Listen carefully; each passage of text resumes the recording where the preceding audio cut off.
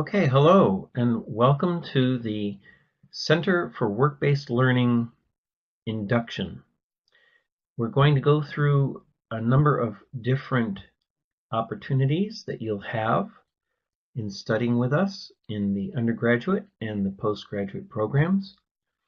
Just to let you know that Andy Gouldy Gold is the director, the head of CWBL, and I am Anthony Skip-Basil, the program leader that will be presenting the induction today. Very quick overview that you'll see. We have a welcome message, talk a little bit about our academic and pastoral support, give you an overview, very important element about getting study partners. GSM Learn is our online learning environment. We'll show you a little bit about the library and then where to go from here. So for our welcome, there's three parts. First, we'd like to have you meet some of our team members. Then talk a little bit about our ethos and how important communication is and the way we would hope that we can communicate to stay in touch. So as you can see here by our pictures, we'd like to have our director, Andy, welcome you, myself, and Anthony Skip-Basil as the program leader. We're very lucky to have Paulette as one of the module leaders. She'll be working with a number of you for our first modules. And Yvonne will be a lecturer probably in year 2 or semester 2 for many of you, and just coming in to help out in some parts of our modules this time around.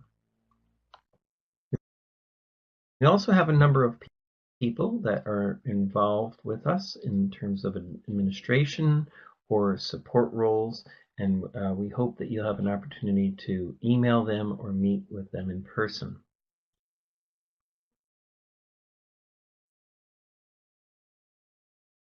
So just a moment about our ethos. Work-based learning is a bit different than your normal, traditional education in the university system. First of all, we recognize that you have knowledge and skills that you've gained through work and through your life. We want you to take your capability and put it into our academic framework so that we're able to award you university credit for your knowledge and capability. And that our system is flexible. We'll be using a number of different technologies and try to adapt our timetables to meet your situation. Sometimes you might feel that you're alone in your studies, but believe me, we're here to support you and also to get your study partners to help. And we'll talk more about that in a little bit. So communication can be done in a number of different ways. When you're speaking to your academic tutors, whether that's for your modules or for your projects or for any pathway support, there's a number of different emails that you can use. You can contact them directly, or if it's an administration type of question, use the Center for Work-Based Learning, CWBL, at gsmlondon.ac.uk account. One thing we do ask is make sure that in the subject heading you put work-based learning and then your name. This helps us to be able to search and identify any emails or questions that you have. We also have web video conferencing, which is the system that you're looking at right now through Adobe Connect. So whenever we have an event and you're not able to make it in person, please do log on and come in as your name as a guest. So for our academic and pastoral support, we've got a number of different programs going. For the level 4 and 5 modules, we're going to be running our Foundations for Learning introductory module this time around.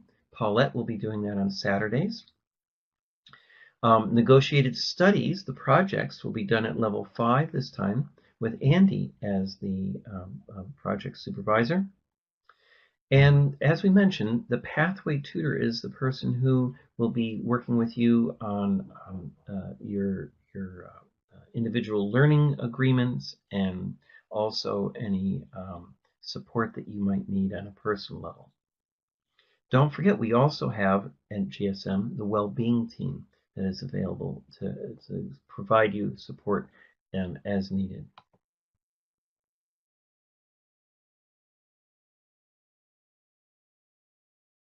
Going on to the level 7 master's modules, you can see that we'll be running negotiated studies this semester, which will be some projects that the students will be working on.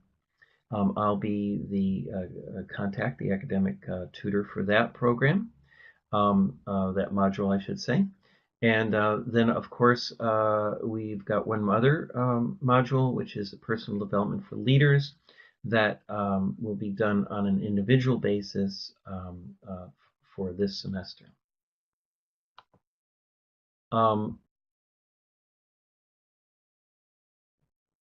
Another module for the master's program going this time around is our work-based learning methodologies that Paulette will be running. Now she will be doing this on Saturdays and then also be able to provide individual tutorials as needed. Additionally, as I said before, we have a pathway tutor support in terms of guiding you through your independent learning agreements, and is also providing any individual support that you might need for pastoral care. And the well-being team is there as well. Now let's have a quick look at our program overview, because you can see we've got two main degrees. We've got the BSc for professional management, and we've got the MSc for professional leadership. They're broken down into 3 sections each. For the undergraduate, it's in 120 credit sections. So you've got level 4, and then you progress on to level 5, and then you finish off your degree at level 6. If you're doing a master's degree, that's all in level 7, but it's broken into 60 credit sections. So you'll be doing your PG Cert first, then your PG Dip, and finishing off with your MSc. So looking at level 4, you can see, as we mentioned before, we'll be starting off with our Foundations for Learning, but then also at level 4, later on, we'll be doing the Professional Development Plan. And then you also have options to finish off that level either through a negotiated study, like a small project, or medium size or large, or a taught module. So we'll be speaking to your tutors about that. For the undergraduates, the level 5 moves on to the professional management module, which is a core required course. But then you've got other electives you can mix and match. You could do, again, different size negotiated studies or taught module. And finally, to finish off level 6, we've got the research and professional manager, but then we also have, again, these elective options in terms of negotiated study or taught modules. When we get into the level 7 masters, you can see it's also broken into 3 main sections. So we'll be starting off this time around with the work-based learning methodologies that Pauline will be doing. That is a core module. Then we'll be progressing in the next semesters into professional development for leaders. And then you have other options as well available, such as the negotiated study or the taught modules. When you progress into the second level, the second year, I should say, you've got research for the professional leaders, and then another number of elective modules. And finally, finishing off with the MSc, where you'll have the opportunity to do the managing your professional development elective or other electives as you can negotiate in your independent learning agreement. So there are a number of different ways that you can fill in your degree program, whether it's undergraduate or doctor or master's level. First of all, you can sign up for a taught class, and whatever the credit value is for that taught class, that can be applied. We have a number of opportunities where you would be able to take the credit that you've done from other universities or other programs and be able to apply that in to your degree program. So for example, if you have been successful in completing your PG Cert, HE, you can take those university credits at their available level and bring them into your degree program.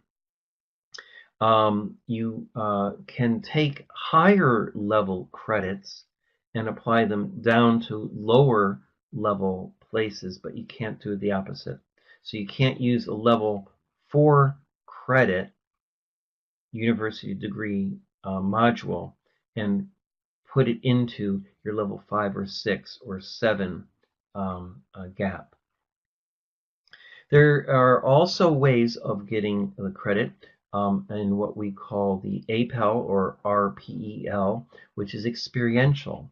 So if people have a number of years of professional experience, we can put a professional portfolio together, which will provide evidence of your experience and knowledge, and we'll be able to put that towards credit in your degree program.